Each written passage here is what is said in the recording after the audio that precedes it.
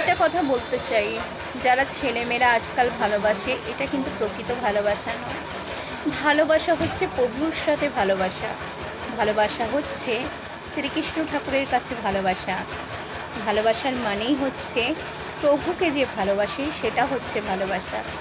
আজকাল সত্যি কথা বলতে আমি একটা ছেলেকে খুবই ভালোবাসতাম, আর আজও ভালোবাসি, কিন্তু সত্যি কথা বলতে এটা তো ভালোবাসা নয়। যে প্রভু, যে সৃষ্টিকর্তা, তার জন্য আমাদের ভালোবাসা হওয়া উচিত। কিন্তু আসলে আমি আমার মনকে বোঝাবার অনেক চেষ্টা করলেও আমি আমার মনকে বোঝাতে পারিনি। শুধু তার কথাই ভাবি, কিন্তু এটা উচিত নয়। ভগবান ঈশ্বর করুক, আমাকে ক্ষমা করে দিক আমার এই ভুলের জন্য। আমি এই প্রার্থনাটাই করতে পারি, এর থেকে বেশি প্রার্থনা তো আমি করতে পারবো না। কিন্তু এটাই বলতে পারি, সত্যি আপনারা যারা ভালোবাসেন, আসলে আপনারা তো মন দিয়ে বাসেন, কিন্তু কিছু কারণ আছে, আপনারা চাইলেও সেটা পারবেন না। আমি তো অনেক চেয়েছি যে শ্রীকৃষ্ণ ঠাকুরের নাম নিয়ে সন্ন্যাসী হয়ে যাই, ঠাকুরের নাম নিই, আর সারাটা জীবন ঠাকুরের নাম নিতে নিতে কাজ করি। না, আসলে না, আমার দ্বারা সম্ভব না। আমি আজকের মেয়ে বলেই আমার সম্ভব না। যেহেতু আমি যদি পুরনো যুগের মেয়ে হতাম, হয়তো অনেক কিছুই সম্ভব হতো, কিন্তু আমি যে আজকের মেয়ে, তার জন্য আমার কিছুই সম্ভব নয়। আসলে আমি একটা ছেলেকে খুবই ভালোবেসে ফেলেছিলাম, আর আমার সবথেকে বড় বন্ধু ওই মনে হয়। কিন্তু সত্যি কথা বলবো, ও তো আমার কথাও শোনে না, আর ও আমার থেকে অনেকটা দূরে। কিন্তু কিছু করার নেই, আমি আমার মনকে অনেকবার বলেছি, আমার মন কোনো কথাই আমার শোনে না। আমি জানি না মন বলে বস্তুটা ভগবান কেন বানিয়েছে। যদি ভগবানের সাথে দেখা হয়, প্রশ্ন করব যে এই মন বলে বস্তুটার কোনো বিনাশ আছে? যদি থাকে, করে দিন। তাই না, যদি আপনি না করেন, এই মন বলে বিনাশ করে এই মনটাকে যদি নষ্ট না করে দেন, তাহলে আমি আপনাকে কথা দিলাম প্রত্যেকটা যুগে ওই ছেলেটার কথাই আমি ভাববো। কারণ ওই ছেলেটা যেন আমার চোখের মনি হয়ে গেছে, যে আমি ওই ছেলেটাকে ছাড়া কিছুই বুঝতে পারি না, কিছুই ভাবতে পারি না। তার জন্য প্রত্যেকটা জন্মে ওই ছেলেটার কথাই ভাববো। আপনি রসগোল্লা দিলেও আমি রসগোল্লা খাবো না, কারণ আমার নজরে তো ওটাই রসগোল্লা। তো ওই আমি একটা কথা বলি, ভগবান আমাকে যতই কষ্ট দিক না কেন, আমি শুধু এইটুকু জানি, ঝড় ঝাপটা, দুঃখ সুখ, যখনই যেটা এসেছে, ওই ছেলেটাকে আমি ভুলিনি। আমি যখন কলকাতায় ছিলাম, তখনও ওই কান্নার সাথে ছেলেটাকে মনে করেছি, চোখের জলের সাথে প্রত্যেকটা দিন ওই ছেলেটাকে মনে করতাম।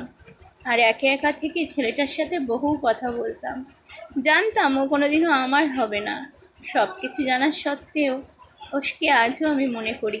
ওর বিয়ে হয়ে গেছে, আর বাচ্চাও আছে, সন্তানও আছে, তারপরেও ওকে ভালোবাসি। তার একটাই কারণ, ভালোবাসা তো কোনো শর্ত দিয়ে হয় না, ভালোবাসা মন দিয়ে হয়।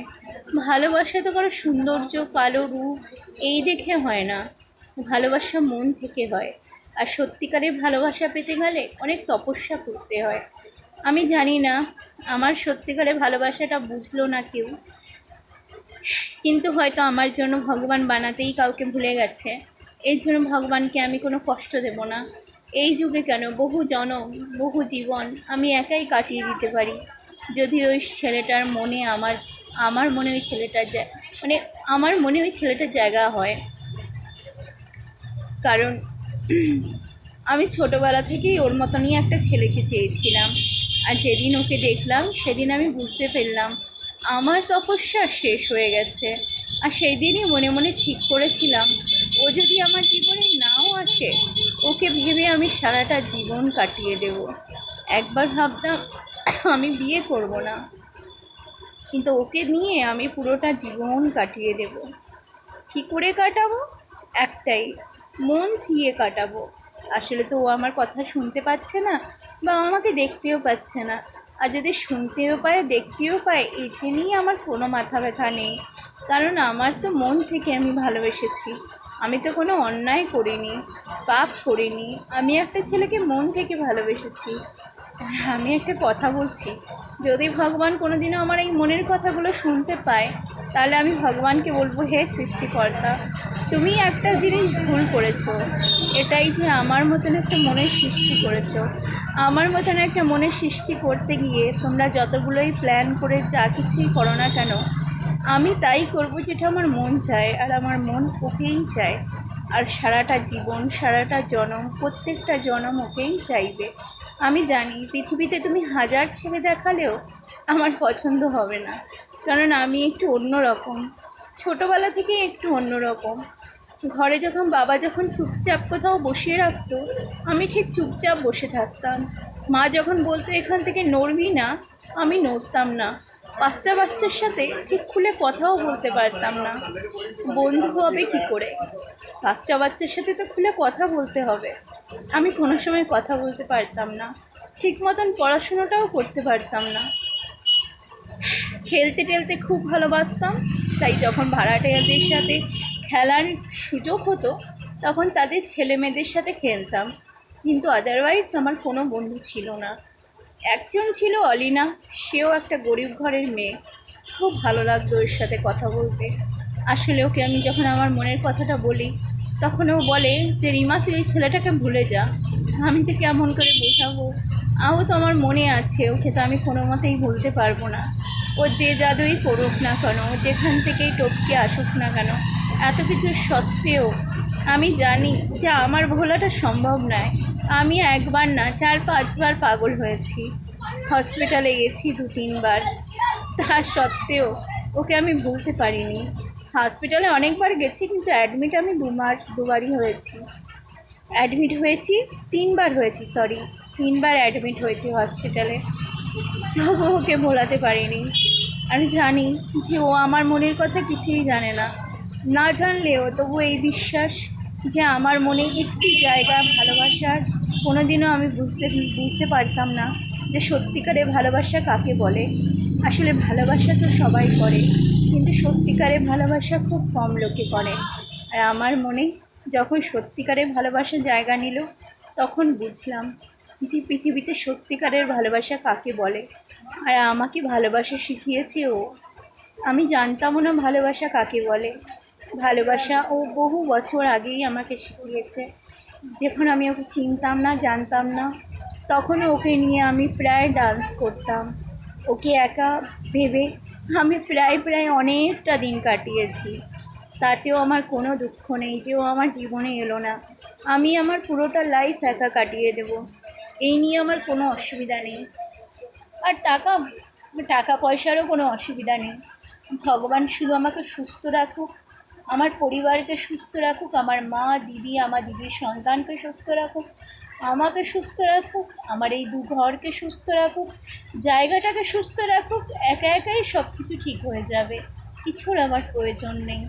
আমি সব কিছু পেয়েছি ভগবানের কাছে, স্বামীও পেয়েছি, দিদির একটা সন্তানও পেয়েছি, টাকা পয়সাও পেয়েছি, আবার জায়গাও পেয়েছি, বাড়িও পেয়েছি, সব কিছুই পেয়েছি আমি। আর কিছু এমন পাইনি, এমন কিছু নেই, সব কিছু পাওয়া আমার হয়ে গেছে। আমার শেষ ইচ্ছাটা ছিল যে তাকে একবার ধরবো, ব্যাস। আমার এই ইচ্ছাটাও মনে হয় পুরো হয়ে গেছে। হয়তো সেই স্মৃতি আমার মনে নেই, আর আমি চাই না আর স্মৃতি আমার কাছে ফিরে আসুক। শুধু এটুকু চাই যে আমার বাকি দিনগুলো খুব সুন্দরভাবে যাক। আর অনেক চেষ্টা করে মনটাকে শুধু বোঝাই, চুপ থাক, চুপ থাক, আর একটু চুপ কর, কারণ তুই তো চুপ থাকার মানুষ না। একটুখানি কাজে মন দিয়ে আবার ওর কথা ভাবি। কী করব, আমার মন তো বোঝে না।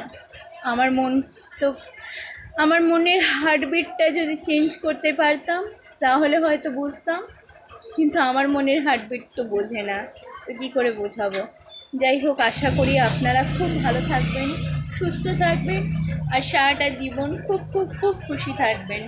আমার ভিডিও যদি কোনো দিনও কেউ দেখতে পারে তাহলে খুব আমার খুশি হবে যে আমার মনের কথাগুলো আমি একটা বন্ধুকে বোঝাতে পারবো। আসলে আমার খুব শখ, অনেক দিন ধরে শখ, অনেক টাকা ইনকাম করার।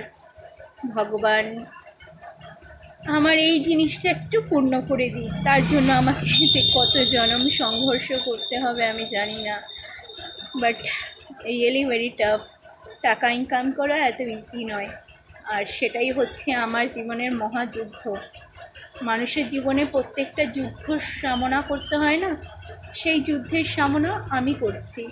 কারণ সেই যুদ্ধেতে আমি এবার দাঁড়িয়ে আমি যুদ্ধতে নেমেছি।